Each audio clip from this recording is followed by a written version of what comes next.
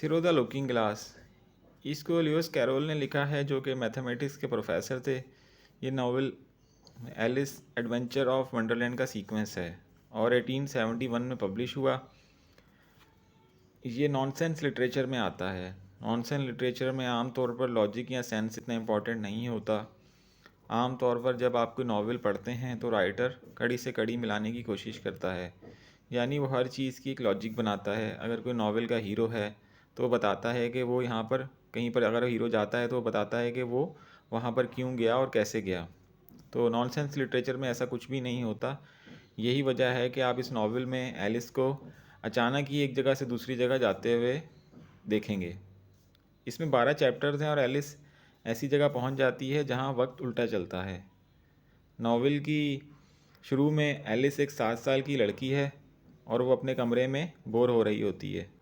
उसकी एक बिल्ली है जिसके साथ वो खेलती है और वो चाहती है कि उसकी बिल्ली उसके साथ मज़ीद खेले।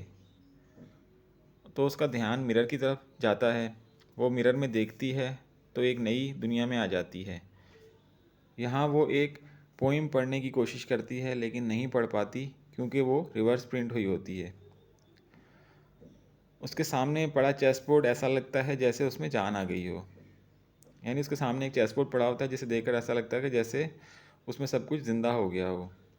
जब वो घर पे थी तो एक ठंडी रात थी और बर्फ़बारी हो रही थी, लेकिन यहाँ उसे ऐसा लगता है जैसे कोई बाहर का दिन हो।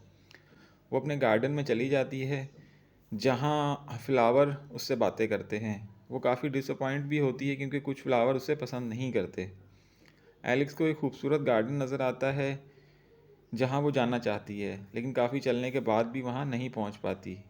फिर उसकी मुलाकात रेड क्वीन से होती है तो वो समझती है कि शायद रेड क्वीन गार्डन तक जाने में उसकी मदद करेगी, मगर रेड क्वीन उसे बताती है कि ये सब कुछ एक चेस गेम की तरह है। तुम एक पान हो। चेस गेम में जो सबसे कम वैल्यू का पीस होता है उसे पान कहते हैं। तो रेड क्वीन उसे बताती है कि तुम एक पान हो, तुम अगर 8 रॉ क्रॉस कर लोगी तो फिर तुम क्वीन बन जाओगी और जहाँ जाना चाहो जा सकती हो। तो एलिस उसकी बात मान जाती है और एलिस फिर एक ट्रेन के ज़रिए 4th रैंक में चली जाती है और फिर एक फॉरेस्ट आ जाता है जहाँ उसकी मुलाकात एक जीनेट से हो जाती है और वो उसे मुख्तलिफ़ इंसेक्ट्स के बारे में बताता है। वो भी फॉरेस्ट घूम रही होती है तो अचानक वो सब चीज़ें भूलने लगती है, यहाँ तक कि वो अपना नाम भी भूल जाती है। फिर उसकी मुलाकात एक डियर से होती है। वो उसे बताता है कि जब तुम इस फॉरेस्ट से निकल जाओगी तो तुम्हारी मेमोरीज़ वापस आ जाएंगी। कुछ देर बाद जब दोनों की मेमोरीज़ वापस आ जाती हैं तो वो डियर, क्योंकि इंसानों से खौफ खाते हैं, तो वो डर कर भाग जाता है। फिर उसकी मुलाकात दो मोटे भाइयों से ट्विटलडम से हो जाती है जिन्हें वो नर्सरी राइम्स के ज़रिए जानती है। वो जब उनसे रास्ता पूछती है तो वो सिर्फ पोइम ही सुनाते रहते हैं। वो काफ़ी लंबी पोइम होती है, दी वॉलरस एंड द कारपेंटर, जो वो उसे सुनाते हैं। फिर वो उसको कहते हैं कि तुम शायद रियल नहीं हो बल्कि रेड किंग का ख्वाब हो। रेड किंग दरख्त के नीचे रेड किंग जो है वो सो रहा होता है और एक क्रो को देखकर वो लोग भाग जाते हैं।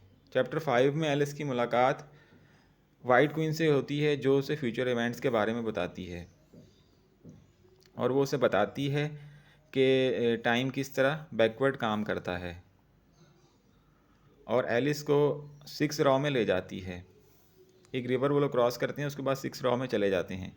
इसके बाद एलिस की मुलाकात हम्टी डम्टी से होती है जो कि वो लोग अपनी अनबर्थडे सेलिब्रेट कर रहे होते हैं। क्योंकि टाइम रिवर्स चल रहा है इसलिए वो अपनी बर्थडे नहीं बल्कि अनबर्थडे सेलिब्रेट कर रहे हैं। एक फूलिश सी थिंग है क्योंकि साल में एक दिन बर्थडे होती है, बाकी 364 दिन वो अनबर्थडे सेलिब्रेट करते हैं, तो वो उसको सेलिब्रेट कर रहे होते हैं।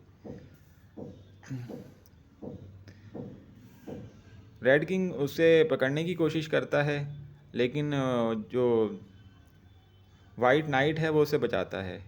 एलिस इसके बाद 8 रॉ में पहुंच जाती है। इसके बाद वो क्वीन एलिस बन जाती है। फिर रेड क्वीन और वाइट क्वीन वहाँ आ जाती हैं और एलिस के लिए एक पार्टी रखी जाती है। पार्टी में कुछ शोर शराबा होता है और एलिस इन सब का ज़िम्मेदार रेड क्वीन को समझती है और वो जैसे ही रेड क्वीन को पकड़ने की कोशिश करती है तो उसकी आंख खुल जाती है और वो अपनी चेयर पर बैठी होती है और उसके हाथ में उसकी ब्लैक कैट होती है। एलिस को लगता है कि वो शायद वो रेड और वाइट क्वीन उसकी रेड और वाइट कैट सी थी, और यहाँ पर ये ख़त्म हो जाती है स्टोरी।